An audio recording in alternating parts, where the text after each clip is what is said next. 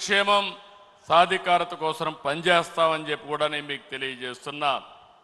అయితే ఇదే సమయంలో నేను ఒకటే మిమ్మల్ని అందరినీ కోరుతున్నా, పార్టీ మీకు అండగా ఉంటాం, ప్రజలకు మీరు దగ్గరగా ఉండాలి.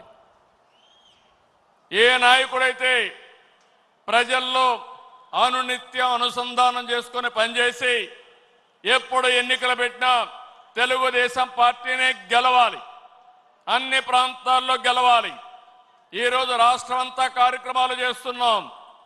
అలాంటప్పుడు కొన్ని నియోజకవర్గాలు గెలిచి కొన్ని ప్రాంతాల్లో మెజారిటీ ఓట్లు వస్తున్నాయంటే దానికి కారణం అక్కడుండే నాయకత్వం కూడా అని చెప్పి నేను మీకు తెలియజేస్తున్నా. మనం రాజకీయాల్లో ఉన్నాం, రాష్ట్రాన్ని మార్చాలనుకుంటున్నాం. అలాంటి సందర్భంలో మీరు కూడా ఆలోచించాల్సింది, ప్రజలకు మెచ్చే రాజకీయ పాలన మీ ప్రాంతాల్లో మీరు అందించవలసిన అవసరం ఉంది. ఏ కష్టం వచ్చినా మీరు అండగా ఉండాలి, తోడుగా ఉండాలి. అవసరమైతే నాయకత్వాన్ని అక్కడ అడిగి గట్టిగా 10 సార్లు తిరిగి మీరు ఆ సమస్య పరిష్కారం చేసే బాధ్యత మీరు తీసుకోవాల్సిందిగా నేను కోరుతున్నా. ఇంకొక పక్కన నేను ఒకటే మిమ్మల్ని అందరినీ కోరుతున్నాను, మనం కొన్ని జాగ్రత్తలు కూడా తీసుకోవాలి.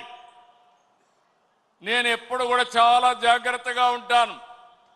ఈ కడప గడ్డలో చెప్తున్నా, వివేకానంద రెడ్డి మర్డరు నాలాంటి నాయకుడినే మోసం చేయగలిగారంటే తెల్లవారితో నిద్ర లేస్తే ఒక అసాక్షి పేపర్ ఒకటి ఉంది, టీవీ ఒకటి ఉంది, గుండెపోటుతో వివేకానంద రెడ్డి గారు చనిపోయారు.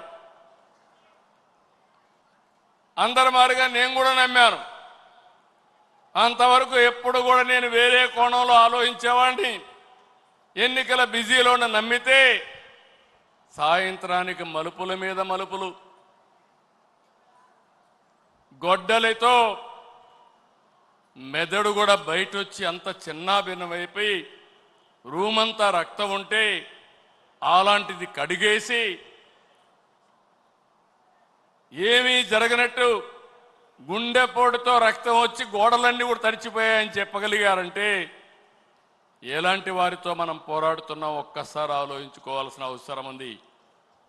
సాయంత్రానికి మలుపులు తిరిగి రెండో రోజున నారాసుర రక్త చరిత్ర నా చేతిలో కత్తి పెట్టి నా మీదనే నెపవేసే పరిస్థితికి వచ్చారంటే కెన్ యూ ఇమాజిన్ అని చెప్పి నేను మిమ్మల్ని అడుగుతున్నా. అర్థమైందా మీకని అడుగుతున్నా.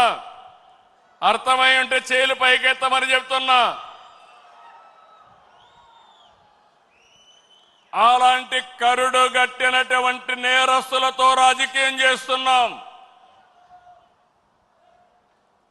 అందుకే నిన్న ఒకటి జరిగితే వీరయ్య చౌదరి, సంతనూతలపాడు, పల్నాడు హత్యలు జరిగాయి.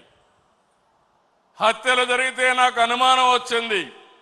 ఇప్పుడు నేను ఎవరిని నమ్మడం లేదు. ప్రతి ఒక్క విషయాన్ని కూడా సందేహం పెట్టుకొని మనసులో వేరే విధంగా నేను ఆలోచించి ఎవరు చేశారని ఆలోచించే పరిస్థితికి వచ్చాను. చేస్తే కొంతమంది మన దగ్గరుండి వాళ్లకు కోవర్ట్లుగా పనిచేస్తూ వాళ్ళ ప్రోత్సాహంతో ఇష్టానుసారం హత్యా రాజకీయాలు చేస్తున్నారు. మన చేతితో మన వేలుతో మన కన్ను పొడుచుకొని తద్వారా 2 పనులు, ఇది తెలుగుదేశం పార్టీ వాళ్ళు వీళ్ళనే చంపుకుంటున్నారు అని చెడ్డ పేరు తేవడం, వాళ్ళ టార్గెట్ ని సులభంగా ఎలిమినేట్ చేయడం. ఇది నేరస్తులు చేసే కనికట్టు మాయ. అందుకే చెప్తున్నా, ఎవరైనా సరే మన కార్యకర్తలు కూడా ఇలాంటి తప్పుడు పనులు చేస్తే ఏ కార్యకర్తను కూడా నేను ఉపేక్షించనని మరొక్కసారి మీ అందరికీ విజ్ఞప్తి చేస్తున్నా. మీకందరికీ ఆమోదయోగ్యమైతే గట్టిగా చెప్పట్లేదు.